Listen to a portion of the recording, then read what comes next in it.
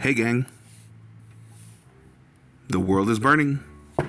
So let's talk about something frivolous to get our minds off of it. Welcome back to another edition of Toys I Did Not Own as a Kid. Alright gang, today we are going to talk about Cobra Commander from G.I. Joe Classified series. This is the one with the retro card back and blister. This is the one that I've been looking for. I found it at GameStop today, and I paid full price. I know that I pride myself in being a bargain toy hunter, but unfortunately, there are some figures that you're just not gonna get at any kind of a bargain price. You're just gonna have to pay regular price. So I did pay regular price, but of course, by now, everybody's reselling them for a higher price. So $24.99 wasn't that bad.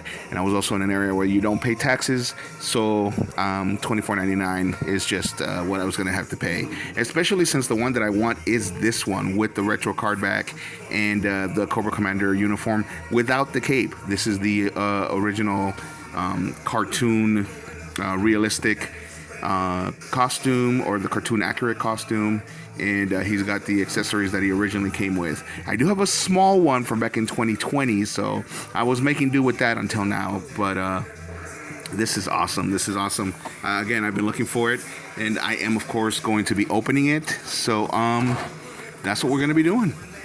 And as you know, of course, G.I. Joe was a series that came out, I believe, in 1984.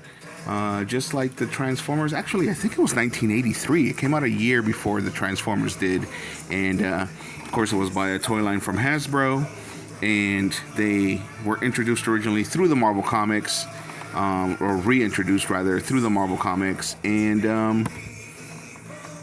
then we had the series that came out. It was originally a limited series with, I believe, 5 episodes in 1983. The line made its comeback in 1982, and it's a very interesting story because basically it goes all the way back to the 70s when Hasbro gave their license to Takara in order to be able to use the G.I. Joe figures, and not gave their license, but lent their license. And of course, in Japan, G.I. Joe was not as popular as it was out here in the United States. So they changed it from American soldiers to things that they thought Japanese children would like, and so they actually turned the 12-inch figures into something called Henshin cyborgs, which meant transforming cyborgs, and they were a success. And basically, it was a 12-inch G.I. Joe figure that looked like a cyborg, and the body was clear, and then you could put like a skin on it of some of the more famous cartoons and comics of the time. So that was a big success, and that, of course, eventually led to something called Microman. So the reason why Microman came about is because we had, I believe it was an oil embargo in the 70s that made oil very expensive, and so they had to actually figure out how to cut back on plastics, and that's the reason why we had the little, were they 4-inch figures? I believe they were 4-inch figures. And this is giving me a hard time, and I'm trying to keep the back somewhat intact. There we go. Got him out. All right.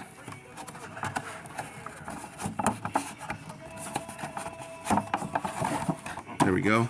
So just like the originals, he comes with a card back here, and it says Cobra Commander Classified, Role Enemy Leader. It says primary specialty intelligence, secondary specialty ordnance, experimental weaponry, birthplace classified, role, that's in French. Let's read it in Spanish. Dice, rol líder del enemigo, especialidad principal, inteligencia, especialidad secundaria, artillería, armamento experimental, lugar de nacimiento clasificado. And then let's see his description. This fanatical leader rules with an iron fist.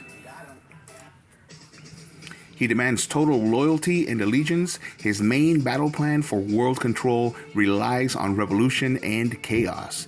And then in Spanish, en español, este líder fanático gobierna con un puño de hierro y exige lealtad absoluta.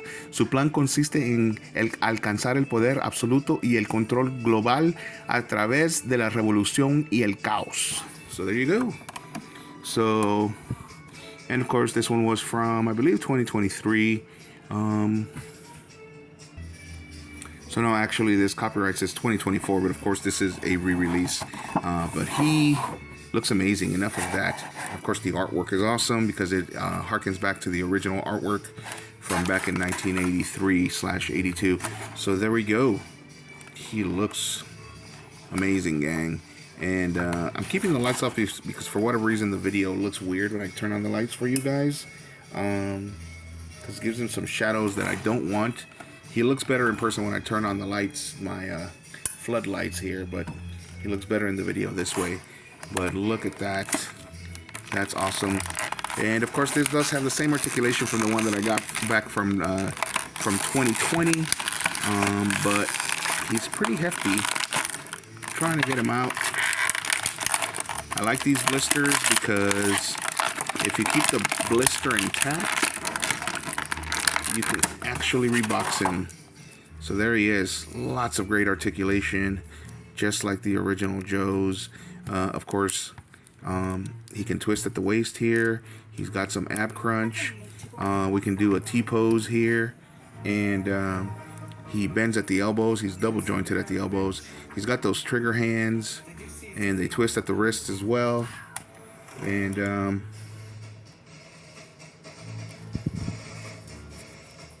course, his legs go pretty wide, and he's got double jointed knees as well.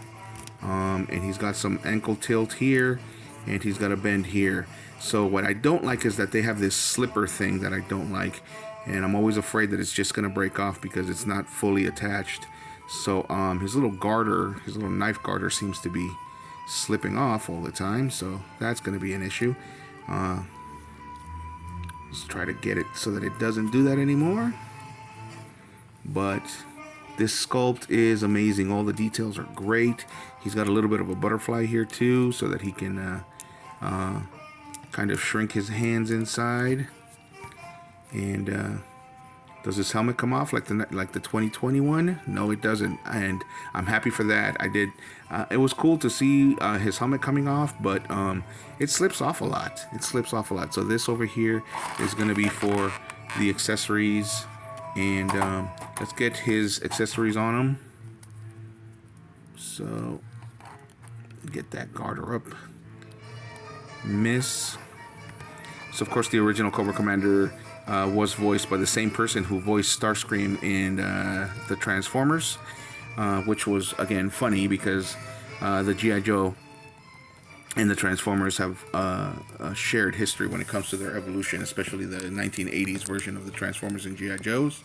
And even in the comics, they did a crossover. And I was in the middle of my my explanation, wasn't I, of how we got the 8-inch figures. Well, that was it, basically. There was an embargo on oil in the late 70s, and so they needed to save on oil, so that made the world basically cut down on the plastics. And Hasbro, well, Takara's answer was to actually take the G.I. Joe mold and the Henshin Cyborg line and make it small. And so they changed it from the Henshin Cyborg to something called Microman. And of course, in here in the States, and that was actually not the late 70s, that was the early 70s. So here in the States, I think it was Mego. Mego was the first to take advantage of that international copyright, and they created something called Micronauts just by simply changing it from Microman to Micronauts. They made it totally original and quote-unquote American, and so that's what Micronauts are. They were actually a line called Microman from Takara, and we of course had the Marvel Comics Micronauts later on.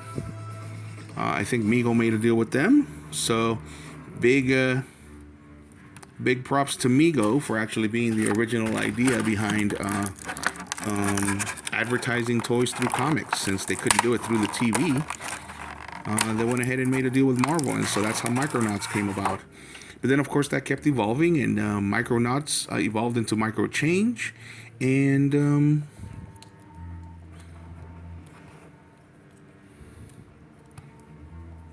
then Microchange evolved into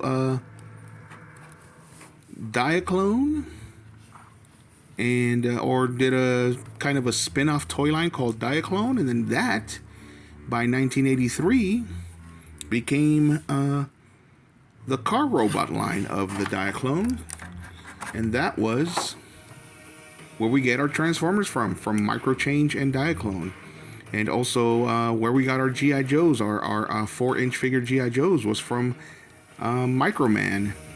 They Hasbro, you know, took the of course still owned the copyright, and they decided that it was time for G.I. Joe to make a comeback, and so they came up with this storyline where G.I. Joe was going to be.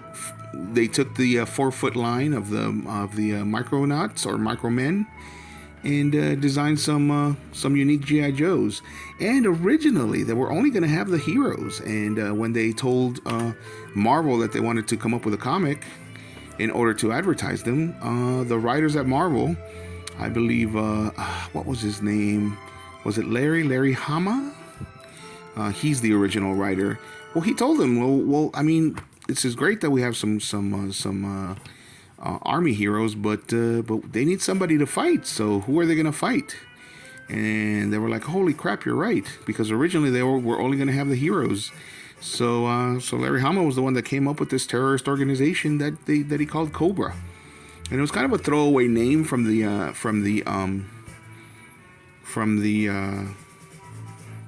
interviews that I've seen. Did I damage him when I got him out of here, or is that a paint mistake? Oh well, either way, he's got a little knot there. But anyway, I'm looking at the time, and I'm well over 10 minutes already, so I'm gonna cut it here. So you get a nice little spin, so you can take a look at him. He's awesome, gang. I'm glad that I got him. He is definitely awesome. The Classifieds line has been amazing, and this Cobra Commander does not disappoint. I wanted the uniform that I saw in the cartoon, and this is definitely it. I did not want the newer uniform. I did not want anything with a cape. I wanted this guy. Now the only thing that would make it better is if he had a different sculpt where he came with the hood. But I mean a different head sculpt so that I could remove this one, and where he came with the hood. But you know, that's just my opinion. If they make one with a hood, I'll definitely look for it. I don't think I've seen one, but maybe they do. I don't know. But there he is, and he does come with a great stand over here that we can put him on, but he stands on his own pretty good. So let me know what you guys think in the comments, and as usual, if you like the video, hit a like, and if you like the content, subscribe. Thanks for watching, gang.